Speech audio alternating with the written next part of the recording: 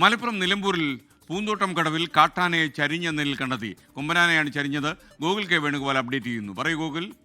Good morning. ഇന്നലെ വൈകിട്ടാണ് ഈ കാട്ടാനയെ ചെരിഞ്ഞ നിലയിൽ വനപാലകർ കണ്ടെത്തുന്നത്. നിലമ്പൂർ തേൾപ്പാറ TK നഗറിലെ പൂന്തോട്ടം കടവിലാണ് കാട്ടാനയെ ചെരിഞ്ഞ നിലയിൽ കണ്ടെത്തിയിട്ടുള്ളത്. കൊമ്പനാനയാണ്. ആനകൾ തമ്മിലുള്ള ഏറ്റുമുട്ടലിലാണ് ഈ കാട്ടാന ചെരിഞ്ഞത് എന്നാണ് വനപാലകർ നൽകുന്ന വിവരം.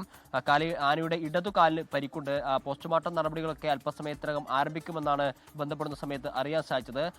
അതോടൊപ്പം തന്നെ വനപാലക സംഘം ഈ പ്രദേശത്തേക്ക് തിരിച്ചിട്ടുമുണ്ട്.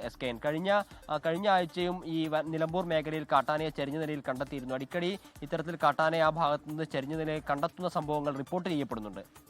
ലോകത്തെവിടെയായാലും ഏത് സമയത്തും 24 വാർത്തകളും ഓഗ്മെന്റഡ് റിയാലിറ്റി പാക്കേജുകളും എക്സ്പ്ലെയിനറുകളും വിശദമായി കാണാൻ ഞങ്ങളുടെ യൂട്യൂബ് ചാനൽ നിങ്ങൾക്ക് സബ്സ്ക്രൈബ് ചെയ്യാം.